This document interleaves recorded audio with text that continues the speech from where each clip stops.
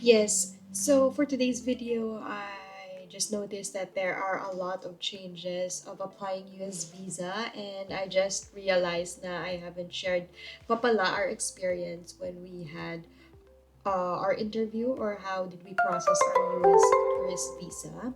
So yes, I know this one is like super long overdue, but I just want to share the experience. I know there are a lot of changes at this point, like requirements and all that. Even in the Philippines, they also now have biometrics, which before they don't require that. But yes, so to know like the exact or like the most updated requirements, you can check on their website. It's all in like the website, and it's all in Google. So just Google it.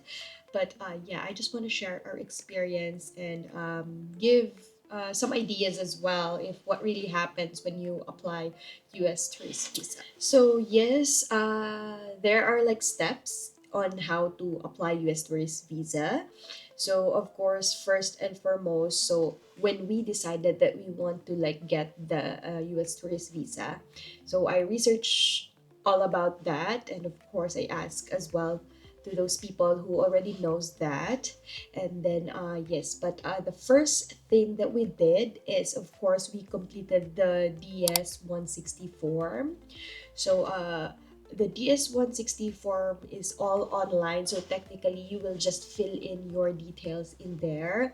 So yes, in filling up that form, you just need your passport number. So you just need to put your details, like the basic details, and just put like the most accurate details in there, because I feel like they base the interview there. So it's important to like put all the correct and true information in there. It's very important. And then yes, one thing about it as well, or one thing about like the S160 is they will ask you for like the address of where you're going in the US, and what are you doing there, or the other thing is like which tourist spots that you want like to visit. So yeah, it's important as well like to know where you really want to go there, like tourist spots and all that.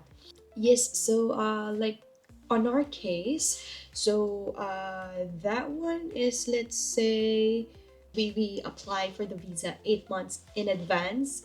Of course, since it's 8 months in advance, we don't have anything yet. We don't have ticket, we don't have uh, hotel bookings, we don't have anything else. Like I only know like which places we want to visit and all that. So you just need like to, let's say, before you fill out this DS 160 form, just make sure that you already have like your itinerary, meaning you already know when are you leaving, when are you returning, how many days are you staying in there. So just put it, because they will ask that one. So I just, you can Google the address, you can put the address that you will stay there, and then yes, that should be it. All details are like very personal details. So I think you can manage to answer all of that. And yeah, you need a lot of patience in answering the S160, but because for security purposes, it keeps on closing and closing. So you need like to be fast and make sure to save like the previous um page every time you go to the next page, just so that your like details or your like previous thing that you fill out is saved. Another thing as well is before I proceed to the next one is like you can fill out the form, but before you finish filling out the form, they will ask for your photo ID. So photo ID, they are very particular with photo ID. So yes, but I know a lot of like photography studio, alam mo yun, yung pinipicturan. I know a lot of them already knows what like the US visa size, US visa is that passport? No, US visa tourist visa like photo. I know they already know that, and if not, there's like instructions as well before the end of the form that you need, that like the correct size of the photo. So yes, in our case, because you can or you can also save the DS160 without finishing it yet. So technically, you can just go back in there and fill out details or even edit details before you submit. But after you submit, it's fixed. You cannot change that one. But yeah, so what we did is just after we fill out the form, we completed filling up the form. But don't worry if you can't finish like the form in one sitting, because we did like, I don't know, 2 weeks before we finish everything, because two of us. So yes, it's okay, just take your time. And then yes, we had our photo. And then it's important as well, I'm not sure if everyone is doing this already, but it's important that you ask for a soft copy of your photo, because it's very important, because you need to upload that one in your DS164. Yes. And yeah, all the, like the limitation, or what should you do and what you should not do in the photo, it's all in the website, or in the DS160 form, like before you submit it. But yes, that should be it. And then of course, after that one, I really can't remember how did we pay. No, actually, since we applied here in Australia, so take note, we apply here in Australia. That time we are holding our bridging visa. For those people who are not aware of that, technically we transition visa that time. So in Australia, before you like receive the visa grant, after you, they call it lodge, after you submit your visa, they will give you a bridging visa, which allows you to legally stay in Australia while waiting for your visa grant. So we are holding that bridging visa A. I have another video that I will put in your screen. I talk about how did we process bridging visa B, because technically, if you are holding bridging visa A, you are legally staying in Australia, but you cannot travel outside Australia without bridging visa B. So yes, but that one is like a different video. You can check it in the link in your screen, or in the link below. But yes, that should be it. So yes, after you completed the form, you submitted it. And then take note, once you submit, you cannot edit the details in the DS160 form. So make sure. So what I usually do, because I have like trust issues, so what I usually do before I tick the submit button, I always like recheck from page one to like the whole pages. I don't care if it takes time. I want to make sure that all the details are correct, because sometimes if you're like doing it, most especially, it keeps logging off and logging out. So usually you miss like some details, or the spelling you misspell and all that. So it's important to double check it, because once you already submit the form, that's it, you cannot edit that anymore. So there you go. Okay, so next thing we did, we paid. Yes, I think it's ustraveldocs.com, I think that one. Yes, in that website, um, you can like choose your location and all that, and then you can create an account in there. So it's very important. There are like security questions, like it's important to take note of that question. So when you create account in there, so technically with us here in Australia, actually even in the Philippines, I will share it with you, but for now I'm just talking about like processing here in Australia. So because this is our personal experience. But yes, so I once you made like an account in US Travel Docs, I think. Let me just reconfirm. Oh, there is actually a steps on how to apply for a non-immigrant visa, which is like tourist visa is included.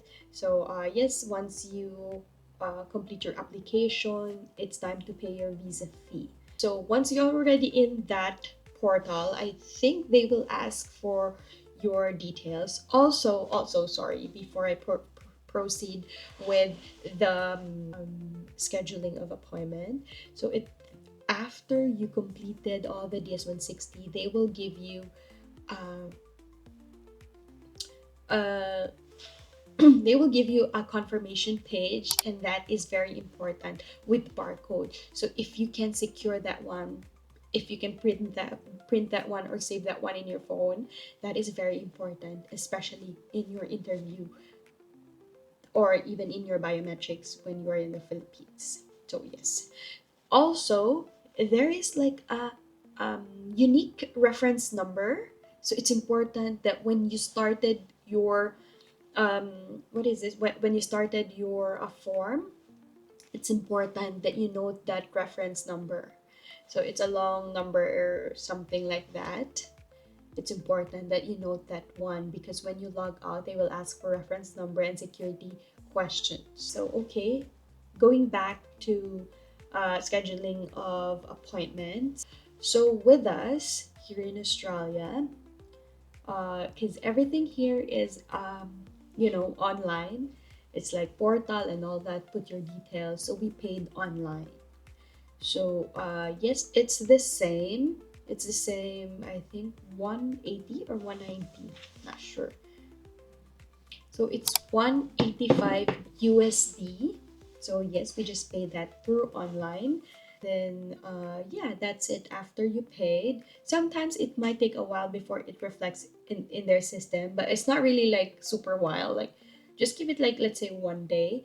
But yeah, when you open that website where you can pay and you can schedule your interview, first thing you need to do is put your DS-160 number, reference number, and I think they will ask for further details. So that's very important that you know all of that. And after you pay, that's when you schedule your appointment. So it's easier for us. I'm not sure if until now there are still no changes. So we did this last year. Yes, we did this last year. So I'm not sure if there are like any more changes, but for us here in Australia, we are not required to do biometrics. So we just went to interview straight.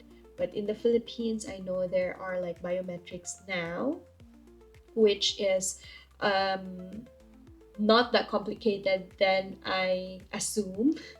So after that one, we had our schedule, of course, just put your most available time and date. And then, yes, just show up in the interview and do your best. So, depending on the availability, but I think we scheduled our interview 3 months after or 2 months after. Yes, so it's just preference. So it really depends on you. Sometimes they have like interview scheduled next day, so it depends on how ready are you. But you can just take your time. And that should be it. And then we showed up in the interview. So if you are wondering, also hold on. Sorry, I keep on forgetting because this one is last year, so this is like super long overdue. But the thing is, after you made an appointment, of course, they will give you a confirmation like page or something, confirmation with what is that? Barcode.